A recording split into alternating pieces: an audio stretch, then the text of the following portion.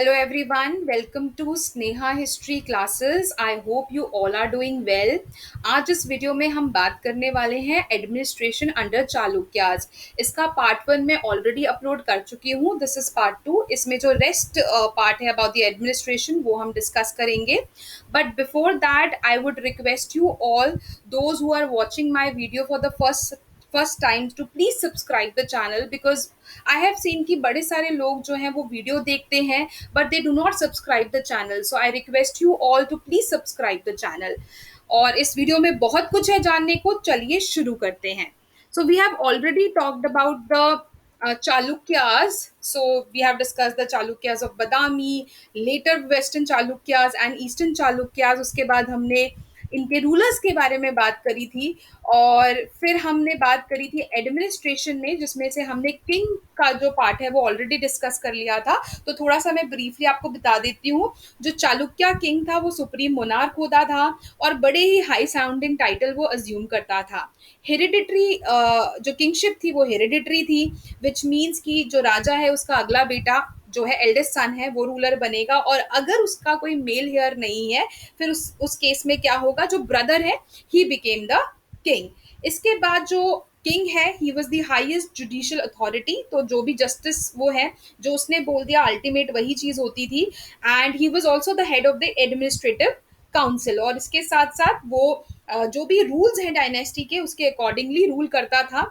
और इसके साथ उसने बहुत सारे काउंसिल ऑफ मिनिस्टर्स, वो हम नेक्स्ट डिस्कस करेंगे, बहुत सारे ऑफिशियल्स थे जो उसको एडमिनिस्ट्रेशन के प्रोसेस में हेल्प करते थे।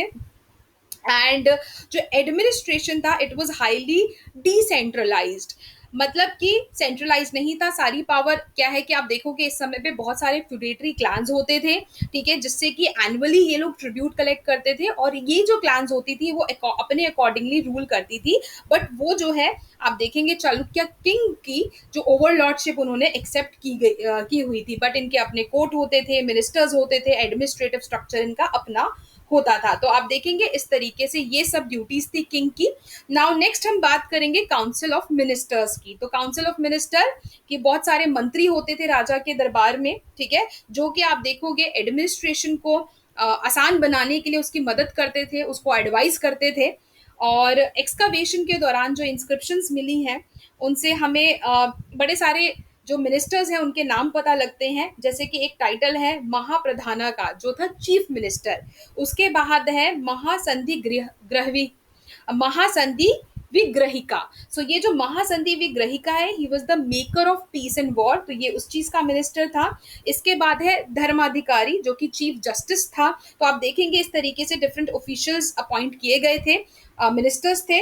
इसके बाद आप लेकिन ये चीज देखेंगे जो काउंसिल ऑफ मिनिस्टर्स है उसमें हायरार्की नहीं थी, ठीक है। यूजुअली आप देखते हो जितनी भी हमने डायनेस्टीज की हैं, मेजॉरिटी डायनेस्टीज में आप देखेंगे जो काउंसिल ऑफ मिनिस्टर्स हैं वो हेरिडिटरी होती है। सॉरी, हेरिडिटरी कह रही हूँ मैं, हायरार्की होती है उसमें, मतलब कि कोई बड़ा होगा, कोई छोटा होगा, कोई मीडियोकर होगा, इस तरीके से। सो हायरार्की होती है, बट आप यहाँ पे देखेंगे यहाँ पे हायरार्की नहीं है। और इसके साथ साथ जो ये मिनिस्टर्स हैं इनके the fix number of ministers who form the council, तो ऐसा भी नहीं है कि काउंसिल ऑफ मिनिस्टर्स जो है उसमें कोई 5 मिनिस्टर्स होंगे या 8 मिनिस्टर होंगे, तो कोई फिक्स्ड अमाउंट नहीं होता था, ठीक है, कि कितने मिनिस्टर्स होंगे। इसके साथ साथ ये भी हमें लगता है पता कि ये जो मिनिस्टर्स थे इनके पास अलग अलग डिपार्टमेंट्स होते थे जिसको ये संभालते थे। और जितने भी मिनिस्टीरियल पोजीशंस हैं इंक्लूडेड द रोल ऑफ दंड नायक, showing that cabinet members were trained as army commanders as well as in general administrative skills। तो यहाँ पे बोलने का मतलब ये है कि ये जितने भी मैंने अभी आपको मिनिस्टर्स के कुछ नाम बताए, जैसे कि महाप्रधान या महासंधि विग्रहिका या धर्माधिकारी, तो ये जितने भी मिनिस्टर्स हैं इनके पास अपने डिपार्टमेंट तो है ही हैं, तो बेसिकली ये एग्जीक्यूटिव फंक्शन तो परफॉर्म कर ही रहे हैं, पर इसके साथ साथ ये मिलिट्री जो है वो भी फंक्शन परफॉर्म कर रहे हैं। तो इनके पास दो पावर है, तो मिलिट्री को भी ये संभाल रहे हैं, इसके साथ साथ जो अपनी एडमिनिस्ट्रेटिव ड्यूटी है वो भी ये परफॉर्म कर रहे हैं। तो यहाँ पे आपको ये चीज थोड़ी अलग देखने को मिलेगी। इसके बाद एक और ऑफिशियल का नाम हमें पता लगता है भंडारी, जो था he was the royal in charge of the royal treasury. इसके बाद एक और ऑफिशियल है महावीरगड़े, he was the chief officer in charge of हाउस होल्ड अफेयर्स एंड रॉयल पैलेस। देखिए जो रॉयल दरबार होता था, ठीक है, जो राजा का दरबार है या रॉयल पैलेस है, तो उसको भी संभालने के लिए एक ऑफिशियल होता था, उसको बोलते थे मनवेरगड़े। इसके अलावा और भी बहुत सारे हमें ऑफिशियल्स की डेजिग्नेशन मिलती हैं, जैसे कि तंत्राध्यक्षा और सुप्रिटेंडेंट ऑफ एडमिनिस्ट्रेशन। इसके बाद सेना भोवा, ही वाज द क्लर्क और अकाउंटेंट। इसके बाद एक और ऑफिशियल का हमें पता लगता है, जो कि आप देखोगे ही enjoyed the confidence of the king, ठीक है, राजा के बहुत ही क्लोज होता था वो, उसका ये ऑफिशियल था अदप्पा। सो अदप्पा कौन है? He was the bearer of the betel bag. Betel क्या होता है? जो पान। तो आप देखेंगे जो पुराने राजा थे उनको पान खाने की बहुत आदत थी, तो उसका जो बियरर होता था बीटल बैग का, ठीक है, सो वो ऑफिशियल को बोलते थे Adappa, and he was very close to the king. So ये कुछ मिनिस्टर्स के हमें नाम मिलते हैं इस समय पे। इसके बाद आप देखेंगे कि जो the entire administration of the state was practically wasted with the members of the royal family. तो आप देखोगे जो प्रोविंशियल गवर्नर्स हैं या कुछ इंपॉर्टेंट जो पोस्ट है, ऑफिशियल्स है, वो सब कौन होते थे? रॉयल फैमिली के मेंबर्स होते थे। एंड वो बहुत ही एक्टिवली पार्टिसिपेट करते थे पब्लिक वेलफेयर्स में, एंड इसके साथ साथ learn they were devoted to learning and charity. So इससे ये हमें दिखता है कि जो रॉयल फैमिली मेंबर्स हैं वो बहुत ही ज़्यादा ये एडमिनिस्ट्रेटिव फंक्शंस में या इस तरीके की चीज़ों में परफॉर्म करते थे। नेक्स्ट हम बात करेंगे प्रोविंशियल एडमिनिस्ट्रेशन। देखिए स्मूथ करने के लिए एडमिनिस्ट्रेशन को, पूरे राज्य को, इतने बड़े साम्राज्य को संभाल पाना मुश्किल है, तो इसी वजह से उनको टुकड़ों में बांटा गया है, जिससे कि वहां पे आराम से एडमिनिस्ट्रेशन जो है वो ध्यान से रखी जा सके। तो इसी तरीके से आप देखेंगे the entire empire were divided into provinces, and then it is further divided into nadu, कंपनाज एंड बड़ा। तो इस तरीके से क्लासिफिकेशन है। तो आप देखेंगे इस समय पे कुछ इंपॉर्टेंट प्रोविंसेस थी, जैसे कि बनावसी, नोलम्बवडी, गंगावड़ी, ठीक है, और ये सब जो है इनके अंडर बहुत सारे विलेजेस आते थे। तो ये कुछ इंपॉर्टेंट प्रोविंसेस थी, और यहाँ पे आप देखोगे इनके हेड कौन होते थे प्रोविंसेस के? वो प्रोविंशियल गवर्नर्स होते थे, और कई दफा जो फ्यूडेटरी चीफटेन्स होते थे, ठीक है। और आप मेनली देखेंगे जो प्रोविंशियल गवर्नर्स कौन होते थे? रॉयल फैमिली मेंबर्स होते थे। एंड इसके साथ साथ आप देखेंगे जो गवर्नर्स हैं वो उन लोगों को भी अपॉइंट किया जाता था गवर्नर, जो कि टैलेंटेड होते थे या मेरिटोरियस होते थे, जिनके अंदर कैपेबिलिटीज थी, ठीक है। तो इस तरीके से गवर्नर्स अपॉइंट किए जाते थे। एंड इसके बाद आप देखेंगे जो प्रोविंशियल एडमिनिस्ट्रेशन था, it was modelled on the basis of central administration. मतलब जिस तरीके से सेंटर में रूल होता था, उसी तरीके से प्रोविंसेस में रूल होता था। एंड जो बड़े बड़े प्रोविंसेस थे, आप देखेंगे it is further divided into जैसे कि आप देखोगे जो बड़े प्रोविंस होते थे उनको मंडला या राष्ट्र कास बोला जाता था, और उसके अंडर आते थे nadu, and nadu was further divided into kampana. तो kampana means group of villages, काफी सारे विलेजेस का समूह जो है वो मिला के कंपन्ना बनता था। और उस सबसे लास्ट में आता है विलेज, जो कि सबसे स्मॉलेस्ट यूनिट है एडमिनिस्ट्रेशन की, जिसको बड़ा बोलते थे, ठीक है। तो इस तरीके से क्लासिफिकेशन थी। मंडला विच इज द राष्ट्रकास, जो प्रोविंसेस हैं वो डिवाइडेड है नाडू में, नाडू डिवाइडेड है कंपन्नाज में, एंड फाइनली बड़ा जो कि विलेज है। तो इस तरीके से क्लासिफिकेशन थी। जो मंडला होता था, ये मेनली आप देखेंगे प्रोविंशियल गवर्नर है, क्योंकि तो रॉयल फैमिली से होता था, और ट्रस्टेड फिडेटरी और अ सीनियर ऑफिशियल, मतलब आप देखेंगे या तो रॉयल फैमिली से है, या कोई ट्रस्टेड फिडेटरी है, या कोई सीनियर ऑफिशियल है, जो कि मंडला के हेड के तौर पे अपॉइंट किया जाता था। इसके बाद जो चीफ ऑफ मंडलास था, there were transferable based on political developments. तो जो यहाँ के चीफ होते थे उनको टाइम टू टाइम ट्रांसफर भी किया जाता था, ठीक है। और ऐसा हमें एग्जाम्पल देखने को मिलता है that an official named Bamanya administered Banavasi under king Someshwara III but was later transferred to हलासाइट। तो आप देखेंगे इस तरीके से जो ऑफिशियल है, जो चीफ है, उसको ट्रांसफर भी किया जाता था। इसके बाद जो ऑफिसर इंचार्ज होता था कंपन्ना को, कंपन्ना का जो हेड होता था उसको बोला जाता था मनया। इसके बाद जो वुमेन है, देवर ऑल्सो, जो women of the royal family, they will also they use to administer नाडूज एंड कंपन्नास। तो यहाँ पे देखिए ये पता लगता है ये देख के, बिकॉज वुमेन जो है वो भी एडमिनिस्ट्रेशन में पार्टिसिपेट कर रही हैं, ठीक है, चाहे वो रॉयल फैमिली की ही वुमेन क्यों ना हो। तो दिस शोज की वुमेन की पोजीशन भी अच्छी थी। especially royal family women की. So they were also they used to administer nadus and kampannas. इसके बाद जो districts होते थे, they were ruled by officers called महामंडलेश्वरास. ठीक है, तो डिस्ट्रिक्ट्स में होते थे महामंडलेश्वरास. इसके बाद जो नाडू हैं, दोज हु हेडेड अ नाडू, जो उनको बोला जाता था नाडू गोविंदा. तो इस तरीके से आप देखेंगे ये डिफरेंट प्रोविंसेस में डिवाइडेड है. देन नाडू में, देन कंपन्ना में एंड बड़ा में. जो कंपन्ना का हेड है उसको मनया बोला जाता है. ठीक है, और इसके बाद वुमेन जो है ऑफ रॉयल फैमिली वो भी एडमिनिस्टर करती है नाडू एंड कंपन्ना को. और जो डिस्ट्रिक्ट का हेड है उसको बोला जाता है महामंडलेश्वर, और नाडू के हेड को बोला जाता है नड्डू गोविंदा. तो अ, इस तरीके से उनकी प्रोविंशियल एडमिनिस्ट्रेशन थी. अब हम बात करेंगे लोकल एडमिनिस्ट्रेशन.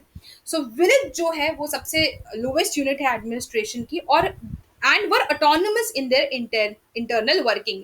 तो आप मेनली जितने भी आप dynasty, again I will say, देखेंगे उसमें जो विलेज है वो अपने अकॉर्डिंगली रूल करती है. ऑटोनमी है वहां पे. ठीक है, वो अपने हिसाब से रूल करती है. Yes, it is obviously it is definitely under a ruler, but वो अपने अकॉर्डिंगली वहां पे रूल होता है. और यहाँ पे जो विलेज हेडमैन है उसको बोला जाता था गमुंडा और गवुंडा, and he was a representative of the people and served as a link between the village and the king's government. तो लोग उसको चूज करते थे, उनका रिप्रेजेंटेटिव वो होता था, और एक विलेज और राजा की सरकार के बीच में वो एक लिंक की तरह काम करता था.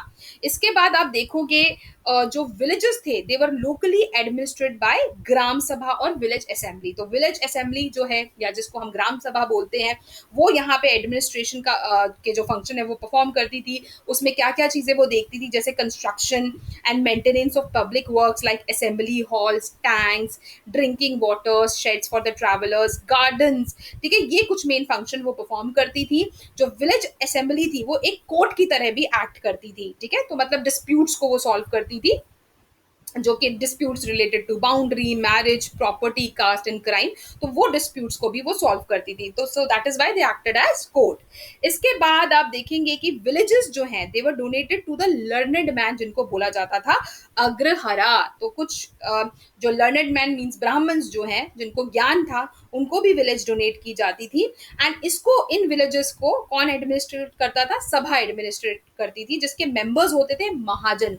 तो सभा के मेंबर्स को बोला जाता था महाजन. एंड ये कौन होते थे? देवर लर्नेड ब्राह्मण्स, जो कि एक्सपर्ट्स थे in all the shastras and practical administration. ठीक है, तो सभा के मेंबर्स हैं महाजन, और ये होते थे लर्नेड ब्राह्मण्स, जिनको शास्त्र की और एडमिनिस्ट्रेशन की पूरी अच्छे से ज्ञान होता था. इसके बाद आप देखेंगे जो बदामी है, ठीक है, बदामी जो ये हमने अभी ऑलरेडी पढ़ा, चालुक्यास ऑफ बदामी. ठीक है, अलग अलग जगह के. सो बदामी जो है ये जगह, यहाँ पे it served by 2000 mahajans, and Aihole जो है it was served by 500 mahajans. तो कुछ एशिया एरियाज ऐसे थे जिनको महाजन्स एडमिनिस्टर करते थे. और ये कह पाना कि एक्चुअली कौन असेंबली के जो मेंबर्स हैं उनको कौन इलेक्ट करता था, ये मुश्किल होगा, बट ऐसा माना जाता है कि जो एल्डर्स होते थे या सीनियर मेंबर्स होते थे हर एक फैमिलीज के, वो इसके इसके मेंबर होते थे. इसके बाद जिस तरीके से विलेज में लोकल सेल्फ गवर्नमेंट था या विलेज असेंबली थी जो सारे एडमिनिस्ट्रेशन को देखती थी, उसी तरीके से सिटी काउंसिल होती थी सिटीज में.